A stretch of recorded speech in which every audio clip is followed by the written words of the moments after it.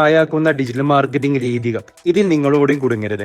ഒന്നാമത്തെ കാര്യമാണ് കൃത്യമായിട്ട് ഒരു കൺസിസ്റ്റൻസി ആയിട്ടുള്ള ഒരു മാർക്കറ്റിംഗ് സ്ട്രാറ്റജിയും ഒരു പ്ലാനും ഇല്ലായിരിക്കുന്നത്.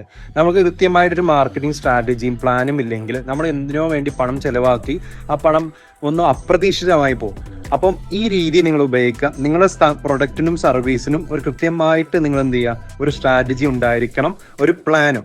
രണ്ടാമത്തെ കാര്യമാണ് നിങ്ങളൊരു വെബ്സൈറ്റ് ഉണ്ടാക്കുന്ന സമയത്ത് അത് മൊബൈൽ ഫ്രണ്ട്ലി കൂടി ആവാൻ നിങ്ങൾ പ്രത്യേകം ശ്രദ്ധിക്കണം. പല സമയത്തും കമ്പ്യൂട്ടർ ഇന്റർഫേസിലായിരിക്കും ചെയ്യുക, പക്ഷേ അത് മൊബൈൽ ഫ്രണ്ട്ലിയിലാകൂടെ തന്നെ പല ആളുകളും ഏറ്റവും കൂടുതൽ കമ്പ്യൂട്ടറിനേക്കാൾ ഉപരി കൂടുതൽ യൂസ് ചെയ്യുന്നത് ഫോണിനാണ്. അതുകൊണ്ട് മൊബൈൽ ഫ്രണ്ട്ലിലൂടെ ആവാൻ നോക്കുക. മൂന്നാമത് നിങ്ങൾ യൂസ് ചെയ്യുന്ന ക്രിയേറ്റീവ്സിൽ അതിൽ കാൾ ടു ആക്ഷൻ എന്തെങ്കിലും കാര്യങ്ങളുണ്ടോ? കാരണം ഈ ഒരു കാര്യം കാണിച്ച ശേഷം കസ്റ്റമർക്ക് ഇനി എന്താണ് അവരെ എങ്ങനെ അപ്രോച്ച് ചെയ്യുക, അല്ലെങ്കിൽ എങ്ങനെ ഒരു നെക്സ്റ്റ് ആക്ഷൻ എടുക്കാൻ വേണ്ടി കോൾ ടു ആക്ഷനോ അതുപോലുള്ള ബന്ധപ്പെട്ടുള്ള കാര്യങ്ങളോ നിങ്ങൾ ഉൾപ്പെടുത്താൻ ശ്രമിക്കുക.